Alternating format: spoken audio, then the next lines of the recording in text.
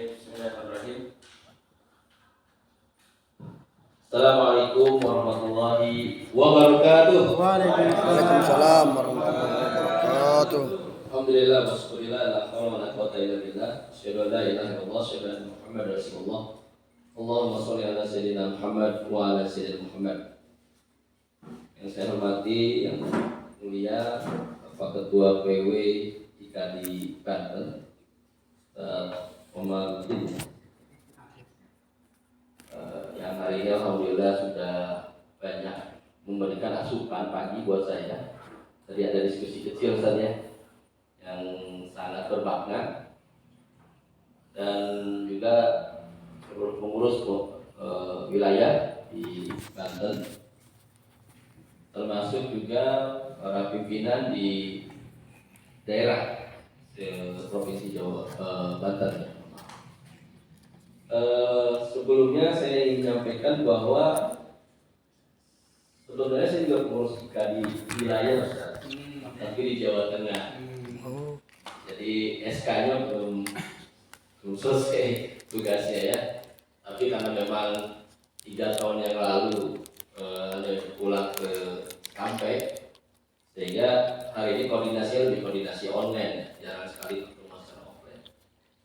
Dan IKADI itu bagi saya pribadi adalah sebuah ormas yang memang ketika kami bertugas di Jawa Tengah sudah ada kolaborasi. Tahun 2007 itu kami membangun kolaborasi dengan Ketua PW Jawa Tengah yang beliau juga tokohnya Muhammadiyah ya.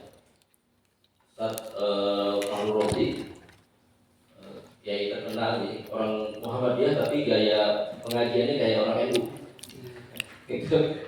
Dan beliau dosen di UIN. Jadi pada saat itu kami baru lahir tahun 2007, langsung kolaborasi. Dan satu agenda yang kali ini masih relevan adalah pembentukan dai zakat. Jadi banyak tema yang bisa disampaikan oleh para dai dalam konteks membangun keumatan. Ada satu yang menurut kami yang sangat strategis adalah waktu itu tentang pengelolaan harta Baitul Mal dalam kelembagaan secara personal atau keluarga, termasuk juga bagian penting. Maka alhamdulillah waktu itu kita buat MOU antara waktu itu namanya Las Alisa Jawa Tengah, sekarang masih juga berjalan. MOU itu setiap periode diperpanjang dengan pembentukan DI Center. Di DI Center ini pusat pendidikan dai untuk bab zakat. Jadi actionnya adalah dai zakat, tapi nama lembaganya waktu itu adalah DI Center. Kemudian yang kedua, saudari sekalian, saya mengenal zakat ini dari tahun 2003 ya, 2003 secara resminya. Waktu itu pertama kali lulus dari kampus langsung ke Karawang dan di-challenge oleh salah satu ketua yayasan di sana untuk mengembangkan lembaga yang biasanya hadir setiap Ramadan. Biasanya kan dulu tahun-tahun itu kan lembaga zakat itu hadir hanya Ramadan gitu ya. Dan kebetulan ketua yayasannya ini, pembina yayasan ini adalah salah satu teman dari pendiri rumah zakat. Jadi beliau sangat terinspirasi untuk mengembangkan zakat di Karawang. Dengan dinamika yang ada, saya pindah ke Jawa Tengah, kemudian bersama dengan teman-teman di Jawa Tengah, para asli Jawa Tengah mendirikan namanya Las Alisa Jawa Tengah. Di tahun 2006, 2007 secara resmi sudah mulai berdiri, kita punya lembaga. Dan pada saat itu pula 5 tahun kemudian saya diminta untuk membantu di IKADI dalam konteks syiar zakat. Nah ini salah satu hal yang barangkali menjadi tambahan karena memang zakat ini adalah bagian dari syiar yang akan dilakukan oleh para dai. Nah, yang kedua, ini tentang tentang fikih dan zakat dan fidyah ini memang sangat ideal disampaikan oleh Dewan Syariah kita ya. Tapi beliau punya komitmen karena kami sudah buat jadwal, insya Allah setiap pekan ya Pak Mas Ardi ya, kita akan mengadakan kajian fikih zakat. Nanti akan berkembang menjadi fikih harta. Ya. Hari dan tanggalnya kita mulai launching, insya Allah tetap di bulan November ini. Jadi menjadi salah satu pengayaan tentang fikih zakat dan fidyah. Dan ini akan kita terus sampai dengan Ramadan. Jadi seluruh dai di Indonesia yang terelaborasi di IKABI akan mendapatkan asupan rutin setiap pekan insya Allah ya. Itu ya Pak ya kemarin ya. Untuk bab fikih, sehingga hari ini akan menyampaikan kulitnya aja, nggak perlu detail-detail. Dan panduan zakat ini sedang diolah, diproses terus menjadi opini Dewan Syariah Lasnas IKABI.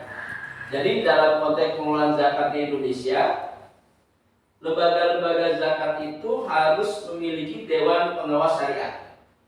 Dewan Pengawas Syariah itu produknya adalah opini syariah. Opini syariah ini adalah menjadi panduan bagi lembaga amil zakat untuk melakukan operasionalnya. Nah, opini syariah ini rujukannya adalah rujukan fatwa MUI. Nah, kami tim penyusun draft ya berpatokan kepada fatwa-fatwa MUI bahwa nanti ada dinamika perubahan fikih ya, walau disod nanti di DPS kita itu nanti menjadi ranahnya DPS dalam bentuk opini. Tapi biasanya pengalaman saya dengan teman-teman di zakat tidak jauh-jauh beda. Walaupun di ormas itu ada ormas yang sampai hari ini tidak mengakui adanya zakat profesi. Tapi kalau diurut-urut sama aja, karena yang dikenal di mereka adalah zakat penghasilan tahunan, gitu ya. Jadi bulanannya nggak dikenal, tapi ada ya zakat tahunan. Itu beda sudut pandang kalau saya mungkin ya. Tapi memang itu menarik ya. Kebetulan saya juga menjadi salah satu asesor di zakat sekitar tahun 2016. Ya, 16 kami di forum zakat melakukan sebuah terobosan untuk melakukan standarisasi kompetensi. Maka dibentuklah pada saat itu lembaga sertifikasi profesi bergabung dengan teman-teman di MES, Masyarakat Ekonomi Syariah, termasuk beberapa industri syariah yang lain. Ada perbankan, ada BPR, ada koperasi syariah waktu itu, termasuk juga dari restoran syariah. Nah, juga ada restoran syariah, hotel syariah juga ada waktu itu. Ya. Tapi kota-kota dalam perkembangannya beberapa industri tidak lagi bergabung dengan RSP, keuangan syariah. Tapi kami di zakat hari ini masih bagian dari situ. Nah, tahun 2016 itu ada kurang lebih 24 asesor perdana ya, yang memulai membuat skema mendesain tentang kompetensi. Benchmark skemanya dalam konteks organisasi pelayanan dan sebagainya ke perbankan. Kalau masalah fikihnya adalah ke fatwa-fatwa MUI. Jadi saya menyampaikan dulu dasar tentang draft pedoman zakat dan fidyah. Kenapa kok bentuknya masih draft? Karena ini harus ditandatangani oleh seluruh DPS-nya Lasnas. Nah, ini yang belum terjadi. Ini sedang diproses. Jadi kemarin sudah diajukan oleh Pak Dirut untuk dilakukan validasi fikih yang memang mudah-mudahan ada konteks kekiniannya. Jadi harapannya itu ada konteks kekiniannya yang nanti bisa dimasukkan ke dalam pedoman zakat dan fidyahnya asas sekali dalam bentuk opini syariah DPS. Nah, sebelum lebih lanjut tadi Ustadz dan Mas kalian, ini link ini nanti akan menjadi salah satu sarana untuk update tentang dokumen-dokumen Lasnas. Jadi saya sudah sampaikan linknya di grup atau sudah sampaikan ya Ustadz ya. Mudah-mudahan teman-teman sekalian bisa depan. update terus dokumen apa yang terakhir setiap perkembangan dinamika Lasnas. Artinya nanti kantor cabang, kantor pelayanan itu akan mendapatkan update-nya. Nah, sebelum jauh tentang Vicky, walaupun ini nanti ranahnya manajemen, struktur Lasnas dan IKAD sebagai ormas tadi sempat diskusi banyak beliau dan beliau itu nanti akan secara resmi pasti akan ada surat resmi Ustaz. Bagaimana sih hubungan antara IKAD PP IKAD dengan Lasnas IKAD Pusat, PW IKAD dengan kantor cabang Lasnas IKAD Provinsi. Tadi tolong diingatkan saya ya, ditulis. Kemudian yang ketiga adalah hubungan antara pengurus daerah IKAD dengan kantor layanan Lasnas IKAD. Jadi kita struktur berjenjangnya istilahnya kira-kira seperti itu ya. Kenapa saya bilang kira-kira, karena sekali lagi nanti yang resmi ada dokumennya. Tapi bahasanya yang sekarang umum di gerakan zakat dan itu menjadi panduan dalam audit zakat adalah kantor cabang dan kantor layanan. Jadi kantor layanan untuk Lasnas itu ada tingkat kabupaten kota, sedangkan kantor wilayah atau kantor cabang itu ada tingkat provinsi. Ini untuk skala nasional. Sehingga nanti insya Allah struktur dan sebagainya akan terus kita kembangkan. Terus bagaimana update tentang legalitas? Nah ini perlu saya sampaikan juga. Jadi kita sudah berdaftar di Kementerian Agama melalui SIMZAT, Sistem Informasi dan Manajemen Zakat yang benar. Kemudian sudah di istilahnya verifikasi faktual tepat ya. Dan info dari bagian legalnya, kemungkinan izin akan turun di bulan akhir November atau awal Desember karena sedang menunggu proses beberapa lembaga zakat yang lain. Jadi nanti penganugeraan atau pemberian izinnya itu bersamaan dengan beberapa las yang lain. Sehingga nanti mudah-mudahan sih tetap di bulan November. Kalau Desember khawatir terlalu lama buat kita. Karena saya usul kepada Pak Dirut, kalau izin sudah resmi, mau nggak mau kita harus mengadakan rakernas perdana, ya, yang itu adalah utusan dari wilayah-wilayah dan itu nanti juga ada pengurus wilayah yang hadir dan kalau memang nanti memungkinkan termasuk juga dari pengurus daerahnya. Ya, nanti coba desainnya seperti apa kita lihat ke depan. Tapi yang jelas betul ini adalah momen perdana Lasnas IKAD dalam membangun jaringan di Banten. Jazakumullah khairan katsiran atas kesempatan yang diberikan kami untuk hadir di sini. Langsung pada fikih. Ikhlas sekalian, ini adalah ayat yang sering menjadi panduan dalam pengelolaan zakat dan sering menjadi bahan uji kompetensi. Jadi di gerakan zakat itu, khususnya di LSP Kuala Syariah, ada 3 skema. Skema kualifikasi 3 ini untuk para frontliner, staff. Dulu namanya skema ambil dasar, tapi sekarang setelah SKKNI, setelah standar nasional, jadi K3, skema kualifikasi 3. Kemudian ada yang di atasnya skema manajer dan pimpinan cabang itu masuk di dalamnya. Yang ke paling tinggi ya itu adalah skema direktur ya, atau kalau dalam bahasa Inggrisnya sih expert, skema amil expert ya, expert amil istilahnya. Intinya sih amil tingkat direksi. Nah, 3 skema ini spirit ayatnya ada 2. Satu At-Taubah ayat 103 dan At-Taubah ayat 60. Ya, ini spiritnya. Apalagi kalau nanti kita mengikuti standar kompetensi kualifikasi 3 ya untuk para staf, ini bahkan diuji dan harus hafal, Ustaz. Diuji dan harus hafal. Jadi ini adalah termasuk materi yang paling prudent dalam pengelolaan zakat khususnya di Indonesia melalui skema yang ada di LSP Kuala Syariah. Kenapa? Karena ayat ini satu menjelaskan tentang esensi amil zakat di At-Taubah 103 dan esensi musharif zakat para penerima zakat itu di At-Taubah ayat 40. Nah ini menjadi poin yang menurut saya penting. Auzubillahi minasyaitonir rajim. Khudz min amwalihim shadaqatan tutahhiruhum wa tuzakkihim biha wa sholli 'alaihim inna sholataka sakanun lahum wallahu samiun 'alim. Ini ayat yang sering menjadi pertanyaan para asesor zakat adalah tentang kenapa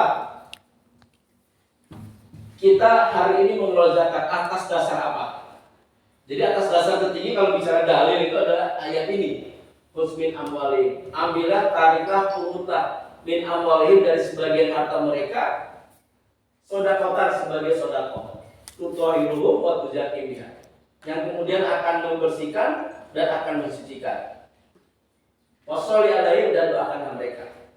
Nah, ini menarik. Dari ayat ini ya, ini sharing saja ya, saya kira Ustaz semua yang hadir sudah sangat memahaminya. Ayat ini dalam konteks teknis gerakan sangat memberikan dampak terhadap loyalitas muzaki, ya, terutama dalam ayat washolli 'alaihim dan doakan mereka. Jadi dalam sebuah pelatihan berulang-ulang saya sering memberikan pertanyaan.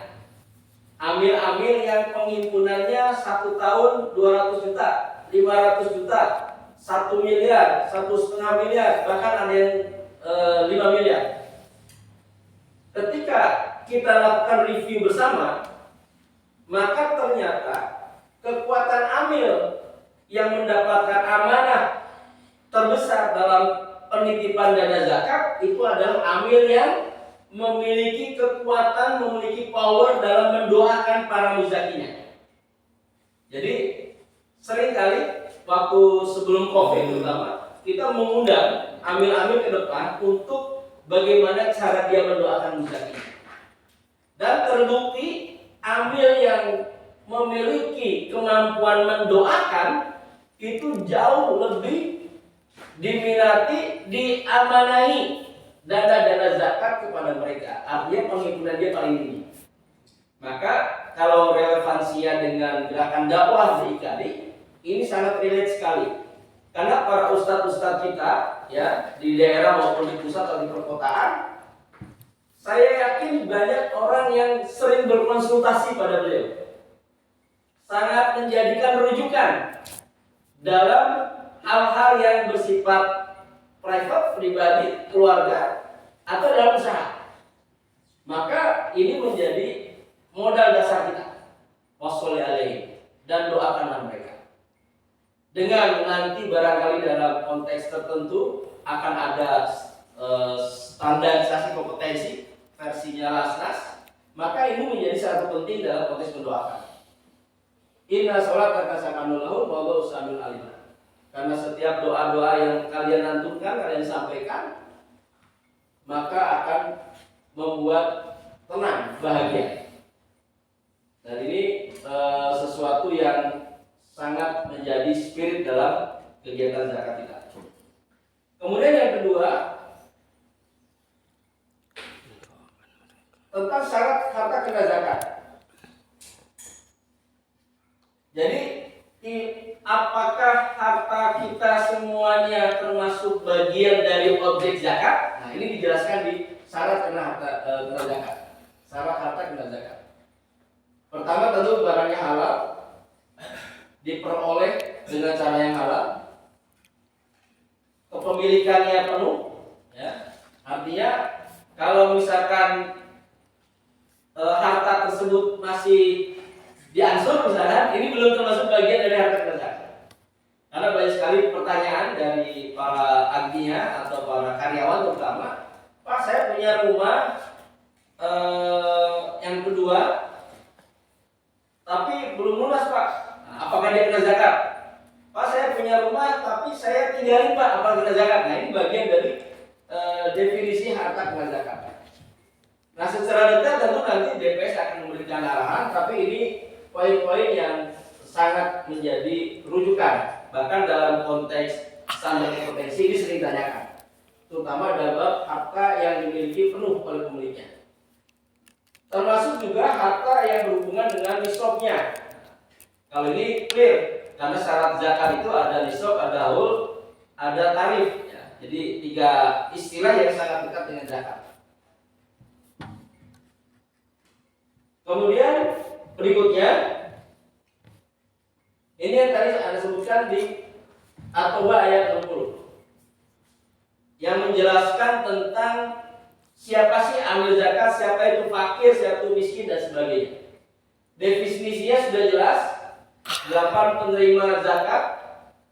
Dulu waktu Anda pertama kali mengikuti kajian zakat bersama teman-teman IMZ, salah satu narasumbernya adalah almarhum Dr. Taufik Ridho. Beliau menjelaskan, barangkali di sini Ustadz sudah sangat memahami tentang bahasa Arab ya.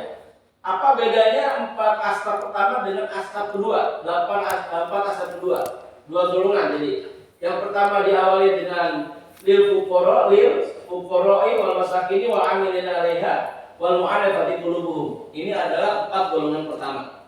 Kemudian ada golongan yang kedua, wa fir riqab wal gharimin wa fi sabilillah wa fi sabilillah. Jadi beliau menjelaskan secara gamblang dalam pelatihan fikih tersebut bedanya lil dan fi. Nah, beliau menjelaskan bahwa lil ini harta zakat yang diberikan kepada 4 golongan, maka kewenangan pemanfaatannya ada di mereka. Jadi amil itu sejatinya tidak punya hak ngatur-ngatur. Selama memang mereka itu digunakan untuk kemaslahatan, maka itu adalah hak mereka. Mau dipakai buat sekolah anak, mau dipakai buat makan, mau dipakai buat aktivitas ini itu dan sebagainya, selama itu adalah halal kegiatannya dan tidak melanggar syariat, maka itu adalah kewenangan penggunaan hartanya ada di 4 golongan tadi: fakir, miskin, amil, dan mu'alaf. Kemudian 4 golongan yang kedua ini adalah yang harus diatur oleh amil. Wafir riqab. Riqab itu adalah hamba saya. Maka amil harus menentukan ini uang zakat bagi mereka untuk apa. Salah satunya yang sangat populer adalah untuk membebaskan orang budak yang tersandera oleh majikannya. Wal gharimin. Nah, ini menarik bahasa tentang gharim. Zakat untuk gharim ini adalah untuk membebaskan hutang. Maka kalau diskursus di gerakan zakat itu, kalau misalkan dia nggak sampai terpenuhi gimana? Maka sejatinya maksudnya belum nyampe, tujuannya nggak selesai gitu. Artinya misalkan hutangnya 100 juta, lembaga zakat kasihnya cuma 3 juta, ini belum masuk tuh.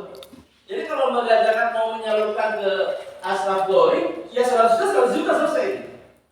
Jadi ini menarik ya. Walaupun dalam konteks ini jarang sekali lembaga zakat yang memakai patron ini gitu ya, jarang sekali.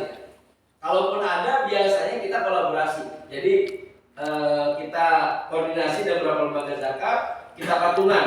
Jadi satu mustahik di barengan dikelola bareng oleh 4 lembaga atau 3 lembaga misalkan untuk menutup biaya utang tadi. Kalau itu ada, tapi yang sampai ratusan juta dan sebagainya masih jarang.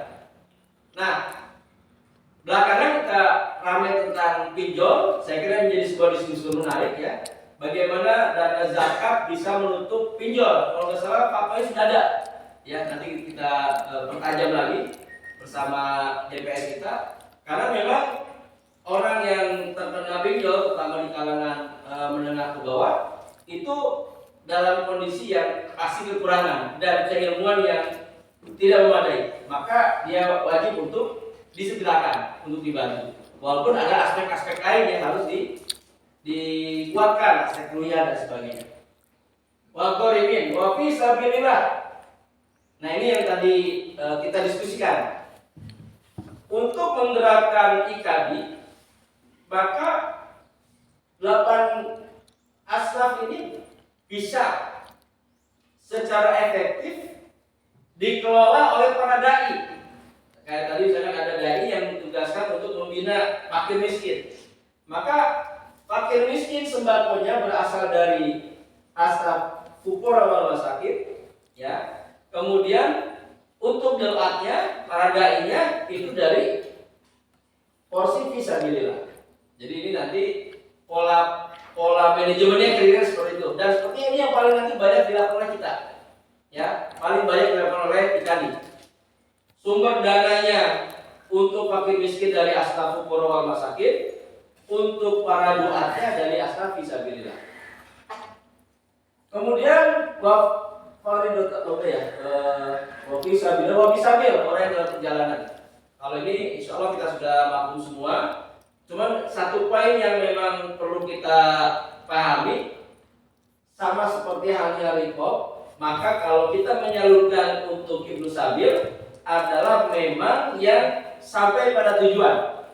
Jadi sering dicontohkan oleh beberapa pengurus Dewan Syariah, kalau misalkan kita menemukan ada Ibnu Sabil perjalanan, misalkan dari Medan mau ke NTB misalkan, kemudian tiba-tiba di Banten atau Tangsel ini misalkan beliau kehabisan bekal, maka Lasnas IKADI di Tangsel kalau mau membantu secara totalitas itu sampai dipastikan dia sampai tujuan. Jadi total biayanya itu sampai rumah tujuan. Nah kalau enggak, maka koordinasi dengan sama lembaga yang lain. Ini pernah kita lakukan dan sering kita lakukan. Jadi kalau misalkan ternyata dananya hanya cukup dari Tangsel ke Surabaya misalkan, nanti kita kerjasama dengan LMI misalnya dari Surabaya atau IKADI yang ada di Surabaya. Nah, Lasnas IKADI ada di Surabaya. Kemudian dari Surabaya ke NTB. Nanti dari Lasnas IKADI NTB yang mendesain sampai ke rumahnya kira-kira itu bisa kita lakukan. Nah ini yang konteksnya 8 asnaf. Saya kira itu yang paling urgent dalam konteks penerima asal zakat. Kemudian berikutnya, ini masih bicara tentang penerima zakat, ya ada fakir, miskin dan sebagainya. Ini penjelasannya. Nah berikutnya tentang jenis zakat. Jenis zakat ini dikenal hanya dua, ada zakat fitrah, ada zakat mal. Kalau Kiai Wafiuddin Sakam itu menyampaikan bukan zakat fitrah sebenarnya, zakatul fitri katanya, betul saja. Istilah aslinya ini zakatul fitri katanya, bukan zakat fitrah. Kalau zakat fitrah itu Indonesia banget tapi nggak jelas arahnya katanya seperti itu. Cuma saya tidak begitu memahami tentang diskursus fikihnya dalam konteks istilah ya, tapi zakat fitrah di Indonesia sudah sangat dikenal, sehingga ketika kita melakukan fundraising zakat, justru mayoritas adnia itu masih berpikir zakat yang maksudnya zakat fitrah. Nah ini sebuah tantangan ya. Kira-kira di 5-10 tahun yang lalu, kalau hari ini harusnya sudah clear, karena indeks literasi zakatnya lumayan cukup naik ya, meningkat. Jadi Kemenang atau Basnas itu sering melakukan penelitian tentang indeks literasi zakat di setiap provinsi, di setiap kabupaten kota. Kita bisa akses di Google aja, udah ketemu nanti indeks literasi zakat. Jadi ada tabel-tabelnya dan sebagainya. Nah, ini tentang zakat fitrah dan zakat mal. Adapun zakat mal ini hubungannya dengan harta. Ya, segala jenis harta baik secara zat maupun substansi perolehannya. Di situ ada zakat mal, ada uang, emas, perak dan sebagainya. Nah ini tentang zakatul fitri atau zakat fitrah yang kita mengenal tentang nisabnya itu tidak ada nisab. Jadi semua muslim ketika masih hidup, dia masih punya umur gitu, maka dia wajib mengeluarkan zakatul fitri atau zakat fitrah ini. Nah, besarannya, ini yang sering terjadi khusus di masyarakat kita, ya. Tapi kalau pakai bahasa sudah clear. Cuman kalau hitung-hitungan, zakatul fitri ini kan, zakat fitrah ini kan satu so ya, satu so itu 4 mud. Kalau dulu saya dapatkan ilmu tentang ini, Dr. Taufik itu menyampaikan 4 mud ini 4 cangkeman tangan gitu. Nah ini yang hari ini banyak masyarakat, dan ini menjadi salah satu tugas kita sebagai dai untuk memahamkan kenapa kok ada perbedaan harga, perbedaan jumlah dan sebagainya. Di masjid saya itu hampir setiap tahun jamaah berdebat tentang berapa sih kilogram beras, berapa sih liternya beras sebenarnya. Itu setiap tahun ada aja pertanyaan itu. Apakah dakwah yang nggak nyampe atau mereka pada penasaran terus-terusan ya? Padahal kalau bicara fikih ya dinamis sekali ya pertanyaan-pertanyaan itu. Apalagi kalau sudah dikonversi pada uang. Ya, ini sesuatu yang ada setuju dan enggak dan sebagainya. Maka dalam nanti diskusi kita tentang zakat bersama DPS, barangkali kita perlu mengulik ya, tentang dinamika perbedaan-perbedaan mazhab ini, yang itu nanti bisa dijelaskan secara gamblang ya. Hari ini tentang misalkan menurut Hanafi seperti apa bukan zakat fitrah, karena di Indonesia ini yang disebut Syafi'i ya nggak Syafi'i semua, gitu ya. Campur-campur juga sebenarnya penggunaan fikihnya. Gitu. Nah ini yang nanti tapi kami sebagai pelaksana teknis zakat semuanya mengikuti fatwa dari MUI. Jadi apa yang disampaikan MUI itu jadi rujukan kami. Pun kalau menguji sekalian, kalau kita menguji ada amil yang dia tidak menggunakan fatwa MUI karena punya DPS dengan fatwa tersendiri, dengan opini tersendiri, ya kami menganulir soal itu kalau memang ada kejadian seperti itu. Jadi misalkan di situ udah suruh menghitung tentang zakat bulanan dan ternyata dia nggak pakai itu, ya udah soal itu dianggap tidak ada. Dengan sebuah berita acara bahwa yang bersangkutan menggunakan fikih yang berbeda dengan fikihnya MUI. Nah, ya masalah benar dan salahnya bukan menjadi ranah kami, tapi memang perbedaan fikih ini kita hindari menjadi sebuah perdebatan.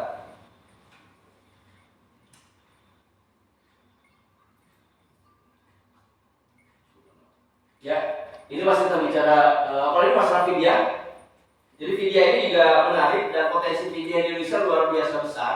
Ada satu lembaga di Indonesia ngelola dana fidyah aja bisa 7 sampai dengan 10 miliar. Ya.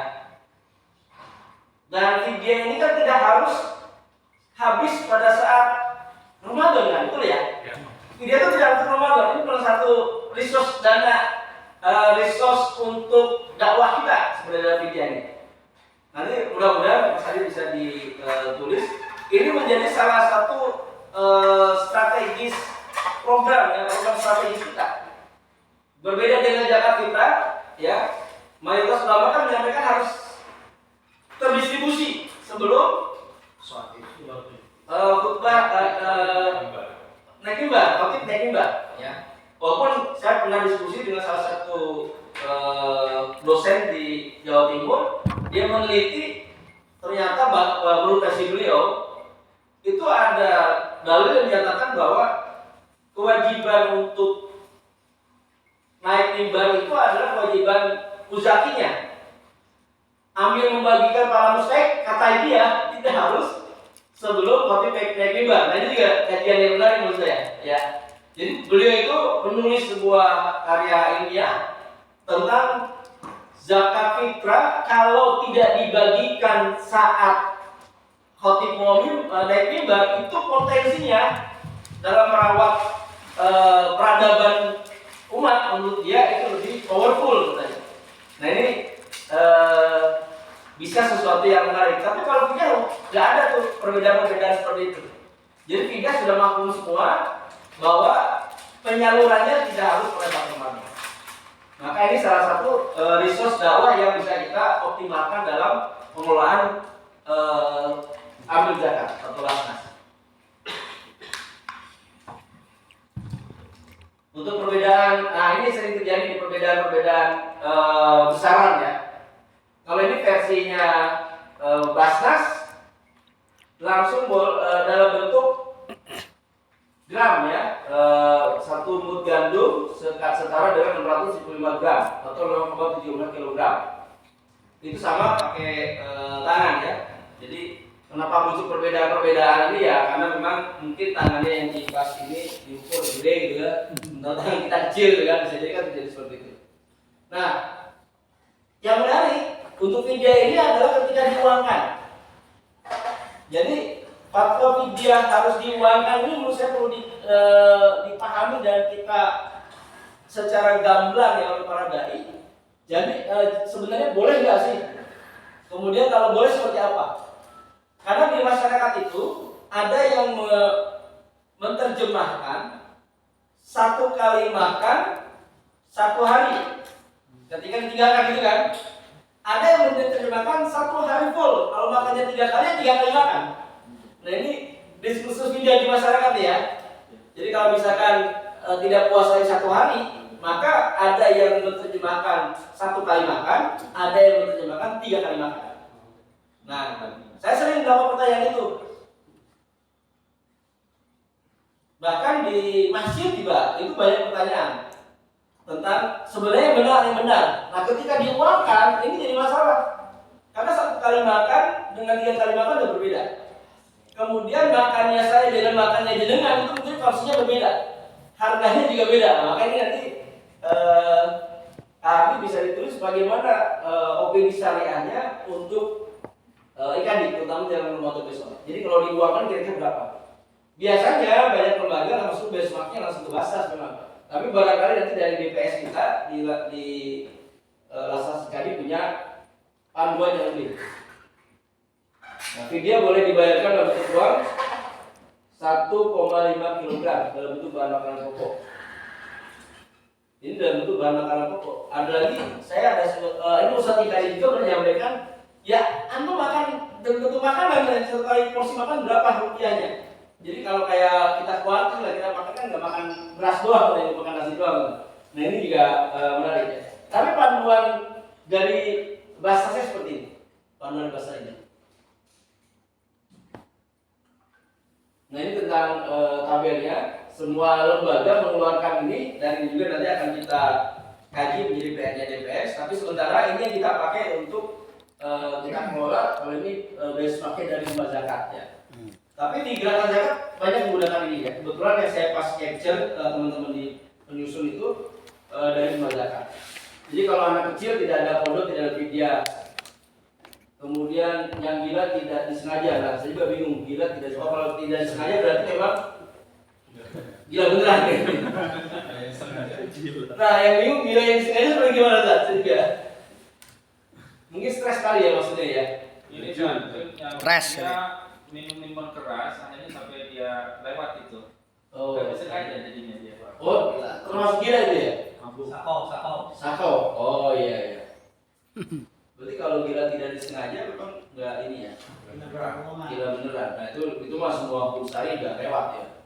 Jadi kalau kita mau masuk surga katanya yang nggak ada hubungannya dengan ikatan kewajiban jadi orang gila ya. Nah ini yang sakit nih, ini kebanyakan ibu-ibu nih atau lansia ya. Ini juga banyak yang sakit dalam perjalanan dan sebagainya, bepergian. Nah panduan ini nanti harus divalidasi oleh DPS, tapi ini yang sementara banyak persis seperti ini dilakukan oleh lembaga zakatnya. Nah bagaimana IKD kita tunggu aja progresnya seperti apa. Tapi sementara ini kita menggunakan ini karena di teman-teman gerakan zakat para amil standarnya pakai standar ini. Nah ini tentang zakat penghasilan, zakat profesi ya kalau kita mengenalnya. Ini sekarang nih, Pak. Jadi harga emas hari ini sampai berapa? 2 juta. 2,2, 2,3. Tapi Basnas itu masih menerapkan 1 gram itu masih 1 juta. Coba dicek. Masih 85 juta. Nah ini Basnas. Nah ini Basnas. Jadi SK Basnas ini masih pakai ini. Saya pernah diskusi waktu itu, termasuk dengan Ustaz Tabib ketika masih di Yakasman. Menjelang Ramadan tahun lalu, Ustaz kita mau pakai standar apa? Kalau Ustaz menyampaikan, coba kita lihat, kita benchmark ke Basnas. Nah Basnas menggunakan ini tahun lalu persis nih dipakai. Dan ternyata di ketua Basnas SK-nya masih sama. Di angka 85 gram emas ya sekitar 1 jutaan. Ternyata ini ada alasannya. Pertama, bicara tentang posisi zakat. Zakat itu di satu sisi adalah kewajiban muzaki. Tetapi di sisi lain adalah keberkahan atau manfaat yang harus diterima oleh mustahik, dalam hal ini fakir miskin. Jadi salah satu yang saya terima pada saat itu adalah kalau misalkan kita menaikkan nisab zakat mengikuti plot harga emas, kalau 2,3 bisa dihitung pakai kalkulator. Jadi berapa setahun tuh? Nah ini sekarang lagi rame, lagi rame. Penentuan nisab berdasarkan emas.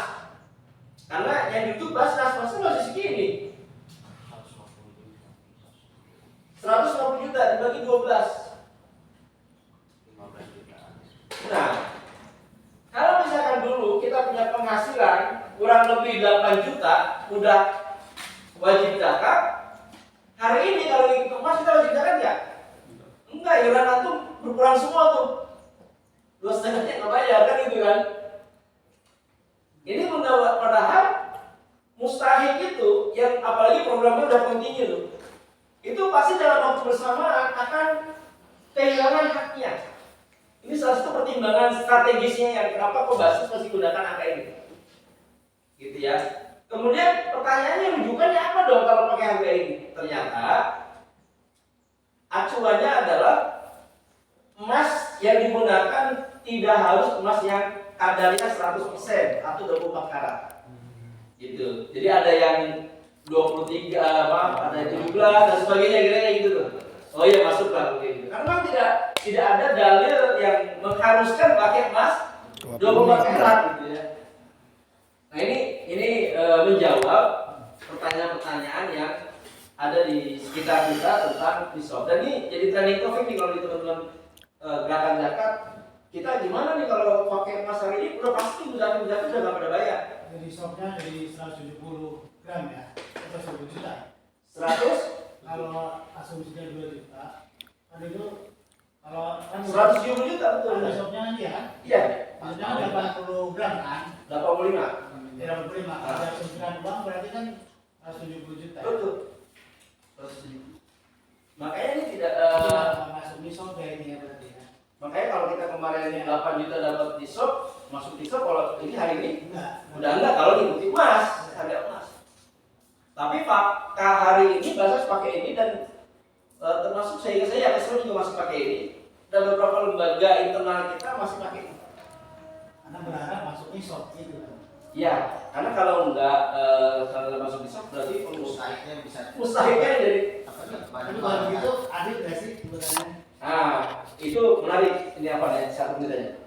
Itu sama dengan ketika kita sholat. Kalau sholat yang benar itu harus berdiri. Takbiratul ihramnya harus, ya kan? Tapi kalau antum dalam sholat di kereta bisa nggak kayak gitu? Bisa. Nah, itu bicara fikih katanya. Jadi ketika saya diskusi tentang itu dikiaskannya dengan kewajiban sholat. Ketika kita naik kereta naik kendaraan umum, apa kita bisa menghadap kiblat? Padahal syarat wajibnya sholat menghadap kiblat. Tapi ketika dalam kondisi darurat seperti itu, nah mungkin ini nggak darurat. Nah ini nanti besok menjadi kajian utama nih untuk pikiran. Tapi kalau kami pernah juga ya, tentu saja kalau